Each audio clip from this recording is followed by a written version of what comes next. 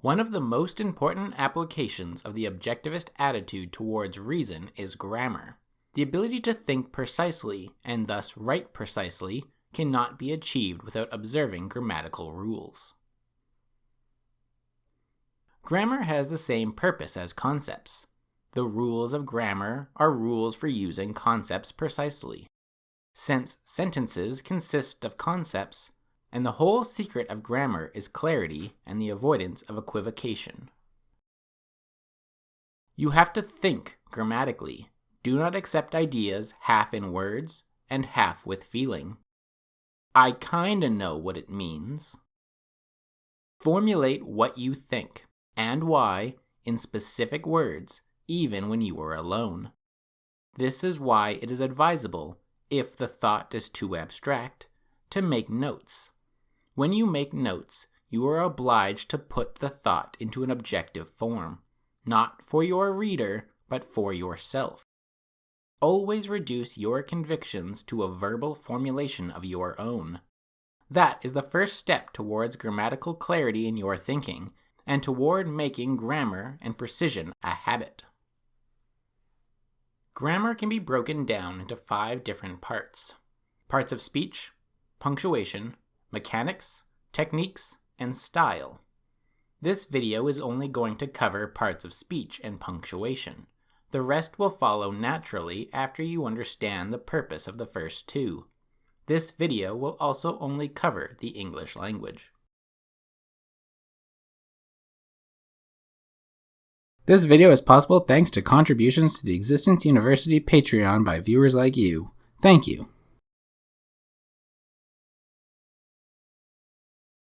Grammar, as it is taught today, is learned in a partial vacuum, having had the true purpose of it sucked out, such that all that is left in the chamber is endless, seemingly arbitrary rules to aid in communication with people that are sticklers for grammar for grammar's sake. Those who view grammar in such terms have no real reason to learn grammar, and it is in fact those that use grammar correctly which are seen as going beyond the pale of required communication. To be a stickler for good grammar during conversation and to correct someone on their mistakes is to be a grammar Nazi. The implication being that good grammar is as evil as the other rules enforced by the Nazis. This complete insanity can be blamed on the educational system, which has neglected the true purpose of good grammar. Good grammar is not for good communication. The purpose of good grammar is for good thinking. To communicate is to communicate something. That something does not come from a void. It comes from a mind which wishes to share a thought with another person. That thought does not exist without concepts. Those concepts do not exist without reality and a consciousness which can observe reality.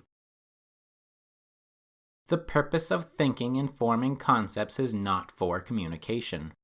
We do not think solely for the purpose of having something to vocalize because animals enjoy being vocal. If that were the case, we'd only need to bark and screech at one another to feel a strong connection to one another. The reason your mind forms concepts is so that your mind can grasp reality, thus allowing you to survive. In order for a concept to be a concept, one needs to be able to condense perceptual units into a word and its definition. Without a definition, concepts return to the realm of percepts, such that every word one knows would be defined as that thing. A definition is a statement that identifies the nature of the unit subsumed under a concept. This definition requires other concepts, which when placed in a certain order allows the conceptualizer to grasp something about reality. If one is to place concepts in a random order, such as wall, chicken, fridge, basketball, there will be nothing in reality to gain from such an arrangement. But if one simply adds a few changes, suddenly an understanding can begin to be formed, such as writing wall, chicken, fridge, and basketball are all nouns. That new arrangement is, primarily, for your mental clarity. which can be then used in communication in order to share that knowledge with someone else. Thus, we can see that the purpose of arranging a sentence in a certain order starts with the mind's way of knowing and understanding, and not until we can understand can we communicate that which we understand. If you have an abstract, currently not put into words idea, imagine the difficulty in explaining what it is you're struggling to understand yourself. First, for your own sake, you need to find a way to arrange the concepts such that the idea makes sense to you, and only then can you attempt to communicate that idea. In this, you can understand why grammar is not for communication, but rather is for clarity of thinking. With that out of the way, we can now address the parts of speech and punctuations of grammar. Parts of speech are concepts which deal with how a word is used. Punctuations are the concepts which deal with how a combination of parts of speech are to be understood. We begin with a quick review of the parts of speech. Adjectives, adverbs, articles, conjunctions, interjections, nouns, prepositions, pronouns, verbs are the parts of speech we will concern ourselves with today. Nouns are likely the first words that a person will learn, like mama or dada. They are used for identifying a person, a place, a thing, or an idea. Verbs are a close second to the words that a person will learn as they regard the actions of the noun. With nouns and verbs, a person can begin to understand how reality works. Ball rolls. I eat. You drink. Tarzan loved Jane. Rain falls.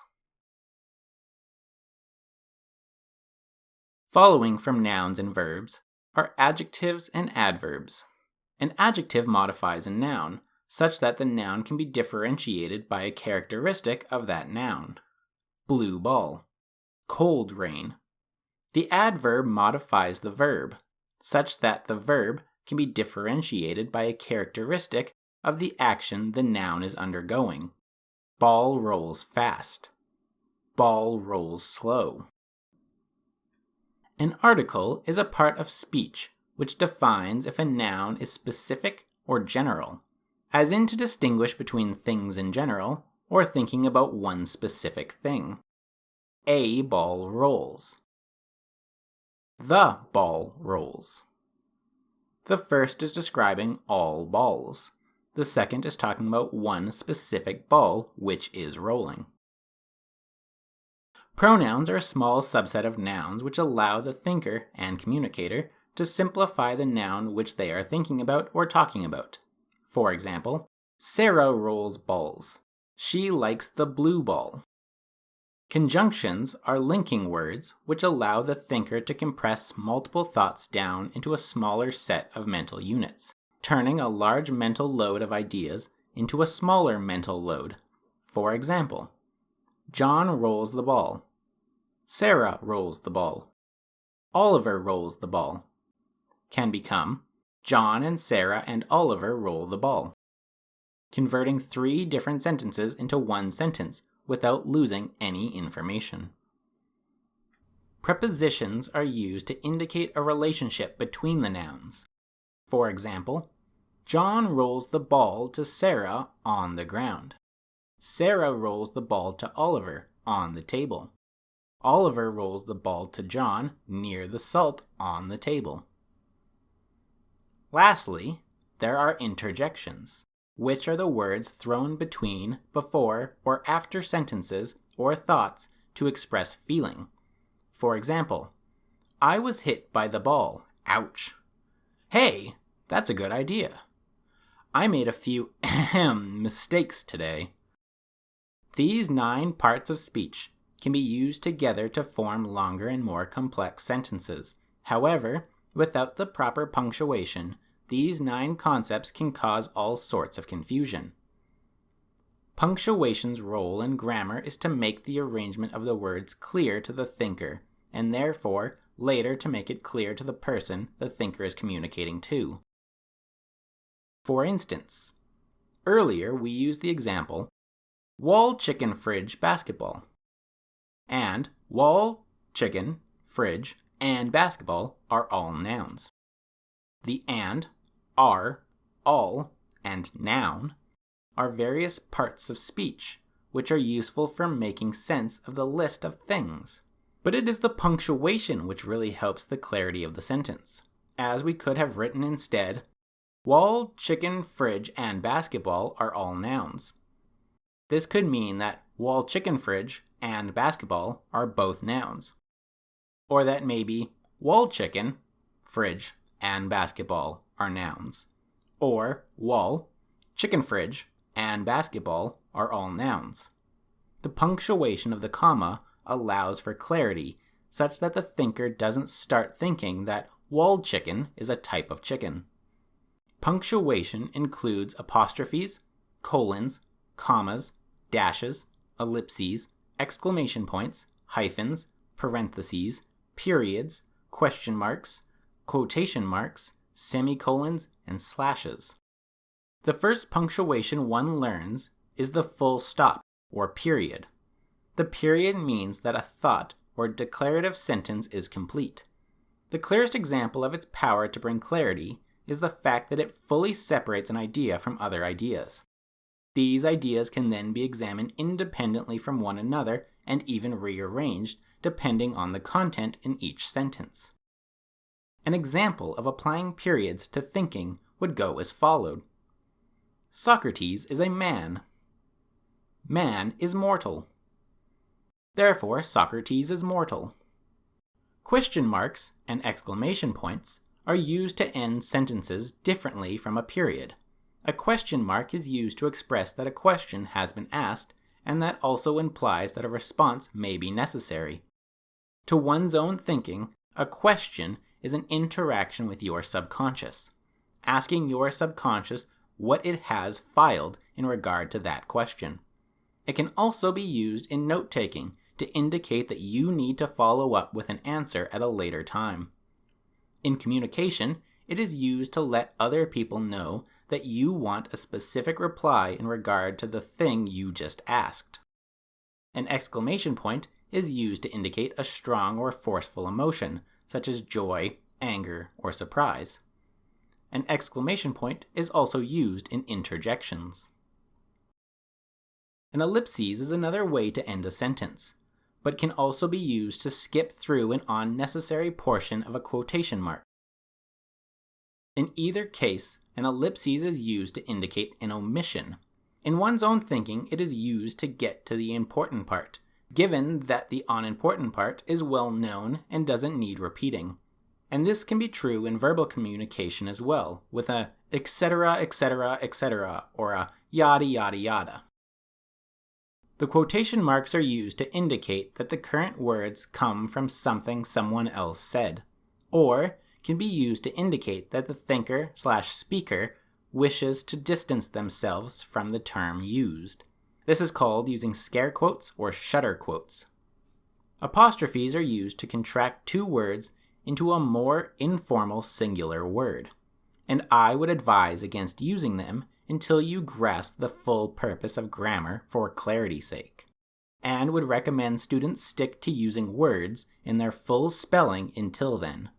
Therefore, you need not concern yourself with whether it is your or your, as you will only have your and you are.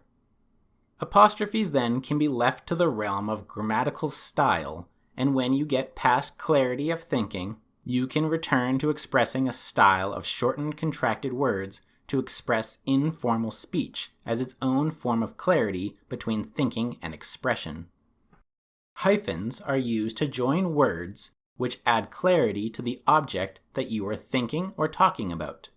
For example, those are some nice-looking flowers you have in the garden, as compared to, those are some nice-looking flowers you have in the garden, which could be interpreted as looking flowers, as a type of flower, like that of a rose or a daisy.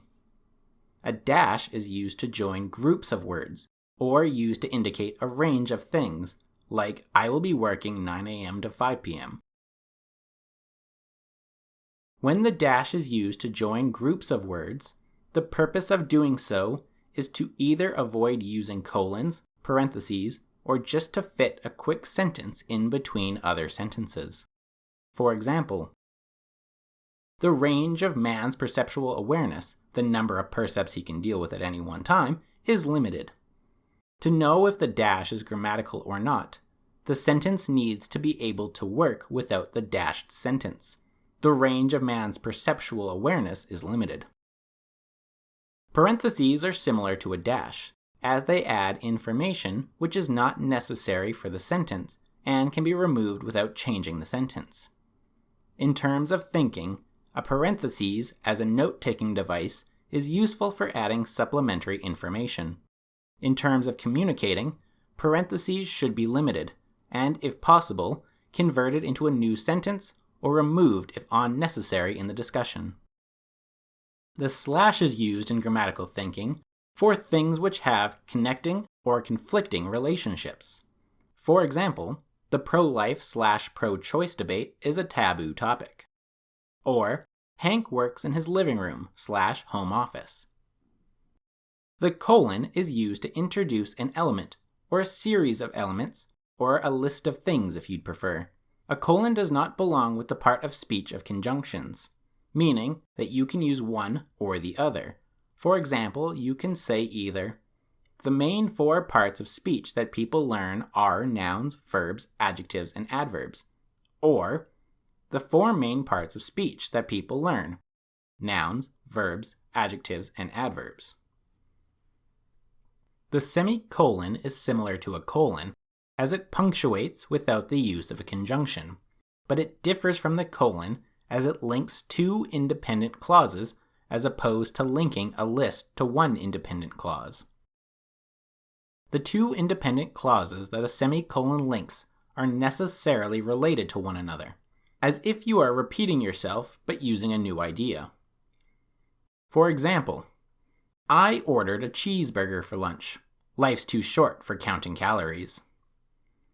The semicolon, like the colon, can also be used to create a list, called a serial list, which is used when the list is longer than a word or contains internal punctuation. For example, for my bibliography, I needed to cite the publishers which are in the following cities: London, England, London, Ontario, Paris, France, Paris, Ontario, Perth, Scotland, Perth, Ontario. Lastly, we have the comma. The comma is like a soft period, a soft break. It indicates that the thinker or communicator is attempting to not lose information or context by moving too quickly. Commas can be tricky as they separate thoughts, but not as strongly as a period or a semicolon. In using a comma to communicate ideas, writers are often tempted to add unnecessary commas, like adding commas between a subject and a verb, such as, my friend John rolls the ball.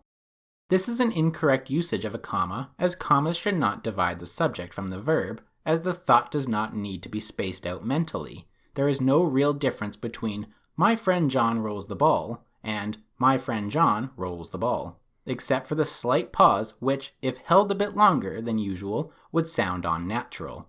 My friend John rolls the ball. This is also true when using two nouns or two verbs, as the use of a comma can simply be replaced with an and. Commas have a lot of different grammatical rules, and I will leave it up to the viewer to look up these on their own time when they feel it is necessary for them to know the exact rules.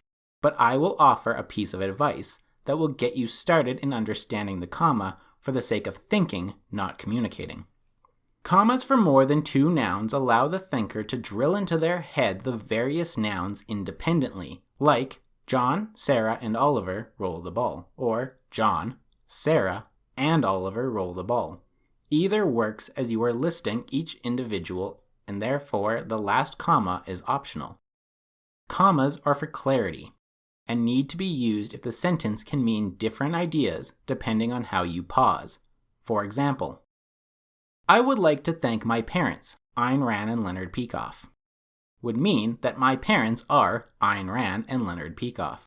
So the comma is needed for clarity of the separation of a list. I would like to thank my parents, Ayn Rand and Leonard Peikoff. This would mean that I am thanking 4 people, my parents, and Ayn Rand, and Leonard Peikoff. Another example of clarity. John spotted Sarah enter the room and waved. Would mean that John saw Sarah walk into a room and then saw her wave hello. John spotted Sarah enter the room and waved would mean that John saw Sarah enter the room and John waved to Sarah. Commas can be tricky, as schools do not teach students how to think, but rather what to think. However, once you have an idea that the purpose of commas is to be clear in your thinking and communicating, then it becomes easier to determine if a comma is necessary so as to not confuse yourself or others of the true meaning of your thought. In this sense, expect to make mistakes when it comes to commas, but try and make those mistakes in terms of abusing the comma as opposed to neglecting the commas. Ask yourself, if I were someone else who read this sentence without pausing, will it mean the same thing as when I paused in my thinking of it? Asking yourself that one question will help reduce confusion when rereading your own notes or when communicating those thoughts with others. And with that, we come to a close in this introduction to grammar as a means of clarity. With all of these ideas in mind, exploring grammar in your own time will become a simpler, more intuitive understanding as you will understand why a rule exists for your thinking as opposed to just fitting into the mold that your high school teachers may have not expressed to you. Apologies to the teachers that have become lumped into this criticism of the educational system as a whole.